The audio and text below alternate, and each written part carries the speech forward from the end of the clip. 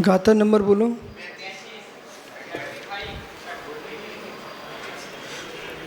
आचार्य प्रवर भगवत कुंद कुंद स्वामी ग्रंथराज प्रवचन सारजी में 35वीं गाथा में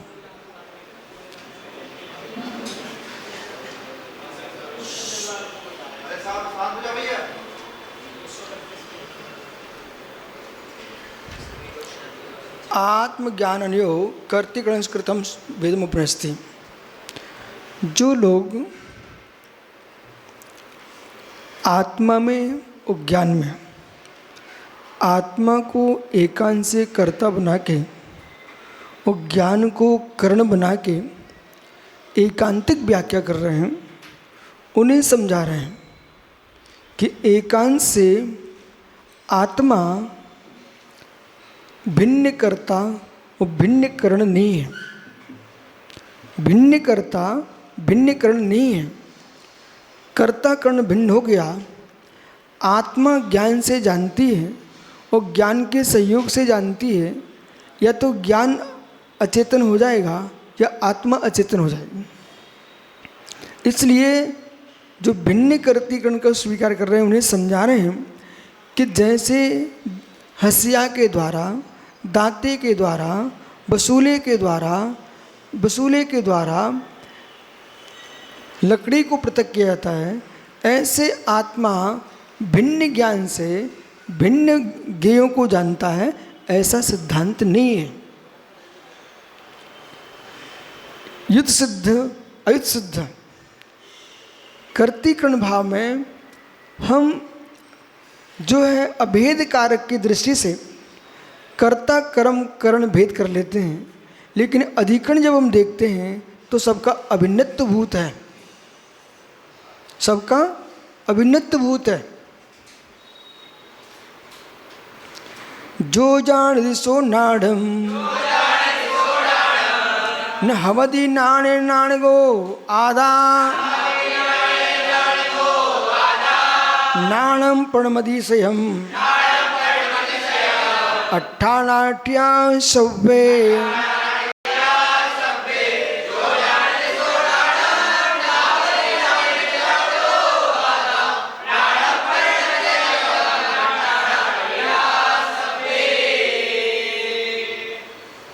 जो जानदी नाणम न अवधि नाणे जाणगो आधा। जो जानता है आत्मा तत्ज्ञानम, वह ज्ञान है। तो जो जानता है आत्मा वह ज्ञान है, तो आत्मा ही ज्ञान है। ये गुड़-गुड़ी में अभेद दृष्टि, गुड़-गुड़ी में अभेद दृष्टि। आत्मा जानती है वही ज्ञान है। ज्ञान और आत्मा में भेद नहीं है। इसलिए हबदी नाणे जाणगो आधा, आधा यानी आत्मा ही ज्ञायक है। आत्मा ही ज्ञायक है। ज्ञान के द्वारा यदि हम सर्वथा नाणेन, ज्ञान के द्वारा सर्वदा आत्मा को भिन्न रूप से देखें, पदार्थ से भिन्न रूप से है पर जुड़ा हुआ है, तो भिन्न करके जानते तो आत्मा और ज्ञायक न भवती। न हवदी नाणे न नाणगो आधा। यदि ज्ञान और आत्मा भिन्न भिन्न है तो आत्मा फिर ज्ञायक नहीं हो सकती। जो ज्ञायक है वो आत्मा है, फिर तो ज्ञायक ज्ञान हो जाएगा। कौन हो जाएगा? ज्ञायक ज्ञान हो जाएगा। तो ज्ञान ज्ञायक हो जाएगा तो आत्मा क्या होगी? आत्मा जड़ हो जाएगी। वो आत्मा जड़ हो जाएगी तो वो ज्ञायक है कौन? आत्मा से शून्य, आत्मा से शून्य, आधार शून्य। तो आधार शून्य, आधे ही नहीं होगा, ज्ञान का भी लोप हो जाएगा। यदि ऐसा हुआ तो ज्ञान का ही लोप हो जाएगा। नाणा प्रणमदि संयम अट्ठा। इसलिए ऐसा मानना चाहिए आत्मा ही ज्ञान है, आत्म भूत आधार आदेश संबंध। अभिन्न आधार आदेश संबंध, अभिन्न कारक, क्या देखना, अभिन्न कारक, भिन्न कारक नहीं है, अभिन्न कारक। नाणम प्रमदिशयम, अब नाणम प्रमदिशयम अट्ठा, ज्ञान स्वयं प्रमन करता अर्थरूप, नाट्यम सभ्य अट्ठा, और सारे पदार्थ ज्ञान में अवस्थित हो जाते हैं। आहा, सारे पदार्थ ज्ञान में अवस्थित हो जाते हैं, ऐसा कथन करना चाहिए। बोले से दर्पण में प्रतिबिंब अवस्थित है, ऐसे ज्ञान में ज्ञेय अवस्थित है। तो जो ज्ञान है वो आत्मा ही है, वो ज्ञान आत्मा ही है, वो आत्मा ही ज्ञान है। कैसे? अग्नि में उष्णता, उष्णत्व धर्म दिखाने के लिए हम पृथक कथन करते हैं, लेकिन उष्णता शून्य अग्नि नहीं है, अग्नि शून्य उष्णता नहीं है। जल में शीतलता, शीतलता रहे जल नहीं है, और जल रहित शीतलता नहीं है। इसी प्रकार से ज्ञान शून्य आत्मा नहीं है, आत्मा शून्य ज्ञान नहीं है।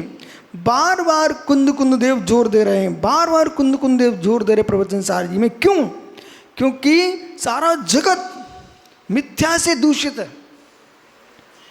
ये सारे विषय तत्व के, आत्मा के, सत्य के उन्हीं समझ में आते हैं जिनके चित्त में प्रयास नहीं होता, और जिनके चित्त में प्रयास जन्म ले चुका है, उन्हें हित की तुम बात बताओगे, वो व्यक्ति आप पर उबल जाएगा।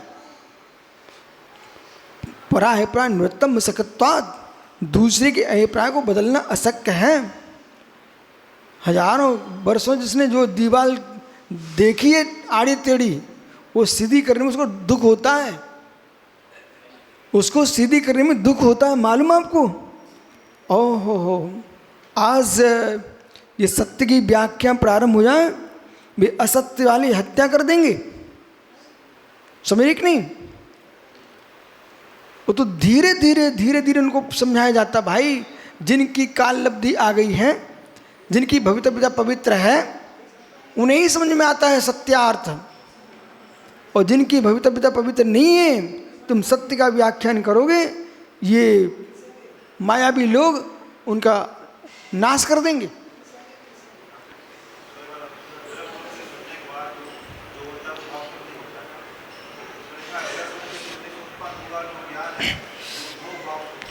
सुनिए भाई, द्रव श्रुत जो है ना, वो शब्द वर्गड़ा है, लिखा हुआ आगम।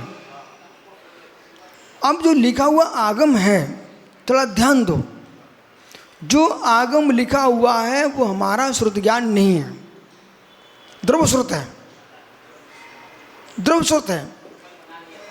और जो द्रव श्रुत है उससे जो ज्ञप्ति क्रिया हो रही है, जानन क्रिया हो रही है, वो यथार्थ में आत्मा का भाव श्रुत है, वो आत्मा का शुद्ध ज्ञान है। अब पहले सुनो, अभी गुड़स्तान तो एक किनारे रख दो, अभी आप 1 मिनट अलग रख दो, हम तो एक इंद्रिय भाव श्रुत लाएंगे पहले तो पहले आप समझो, आप चरणन योग को, अध्यात्म को गौण करके अभी वस्तु स्वभाव देखो, वस्तु स्वभाव देखोगे तो जल्दी समझ में आता है। तो वस्तु स्वभाव है जो मिथ्या दृष्टि जीव है, मिथ्या तो उसका अश्रद्धांश से है, मिथ्या प्रकृति उद्देश्य है। जो कुश्रुत जो होगा ना, कुश्रुत, तो वो भी पोथियों से कुश्रुत नहीं है, पोथियों से कुश्रुत नहीं है। उस जीव के अंदर जो श्रुत ज्ञान है वो विपरीतता से युक्त है, इसलिए कुश्रुत है, वो भी भाव श्रुत है, उसका भाव कुश्रुत। अरे भाई, लिखा नहीं है तो तुम बोलना तो सीखो, और नहीं मानोगे ना, यदि कुश्रुत को आप श्रुत से मानते हो तो श्रुत को भी श्रुत से मानना पड़ेगा। जो कुश्रुत है ना, उसका यहाँ भाव से मतलब ग्रहण क्या है, यहाँ भाव से सप्तम गुणस्थान वाली बात ही नहीं चल रही है। यहाँ भाव से जो विषय चल रहा है ज्ञप्ति क्रिया, जानन क्रिया। अब इससे बोला लोग समझते नहीं है, जानन क्रिया, जानन क्रिया। अब जानन क्रिया कैसी, जो जो जान रहा है, तो मैं ज्ञान आत्मा का धर्म है, ज्ञान आत्मा का धर्म है। आत्मा के धर्म से ही ज्ञान से हम शब्द रूप को जानते हैं, ज्ञान से हम अर्थ रूप को जानते हैं। जो ज्ञान आत्मा का धर्म है उसमें सम्यकपना है तो सम्यक ज्ञान है, वो मिथ्यापना है तो मिथ्या ज्ञान है, पर वो ज्ञान किसका है? आत्मा का। इसलिए चाहे कोई ग्रंथ हो ना हो, इधर देख रहे भाई, चाहे ग्रंथ पढ़े ना पढ़े, इधर देखो मेरी तरफ, चाहे ग्रंथ पढ़े ना पढ़े, अनादि मिथ्या दृष्टि जीव है, उसने कोई जिनवाणी नहीं पढ़ी, वो वीतरागी देवता गुरु को देखा, उसको सम्यक दर्शन हो गया। और जैसे ही सम्यक दर्शन होता है उसका संपूर्ण ज्ञान सम्यक ज्ञान हो गया। अब एक ग्रंथ पढ़ानी है, सम्यक ज्ञान कैसे हो गया? तो सम्यक ज्ञान के, अरे जो ज्ञान उसके पास था वही ज्ञान सम्यक हो गया। जो ज्ञान था उसके पास वही सम्यक हो गया।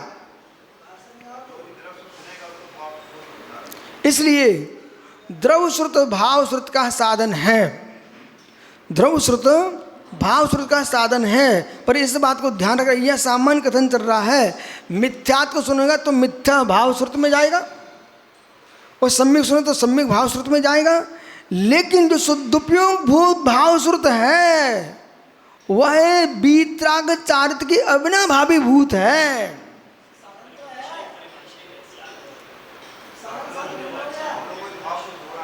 आपको जो भाव श्रुत हो रहा है, जो तुम्हारा श्रुत ज्ञान है, वो भाव श्रुत कैसा ग्रहण करना? आपको अपने गुणस्थान जन, बोलो भाई,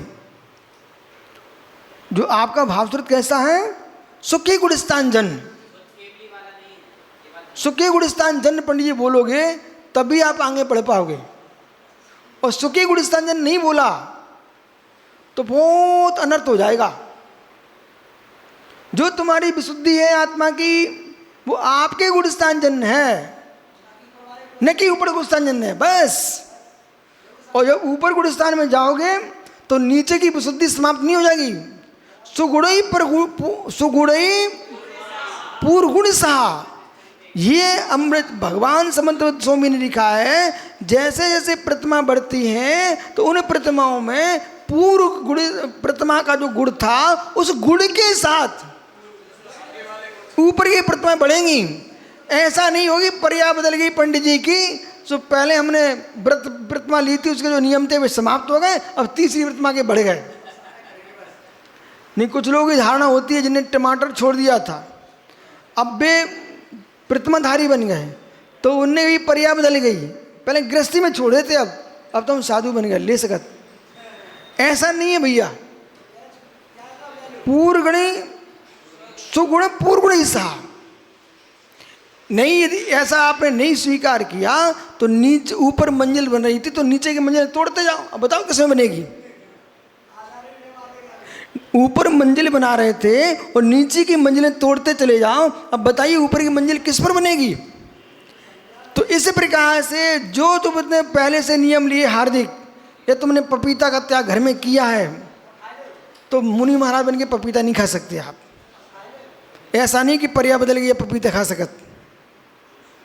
हाँ, ये त्याग नहीं है तुम्हारा, तो आपका विषय, ठीक है, आगे विचार करेंगे। तो आज की गाथा को विशेष समझना, ठीक है।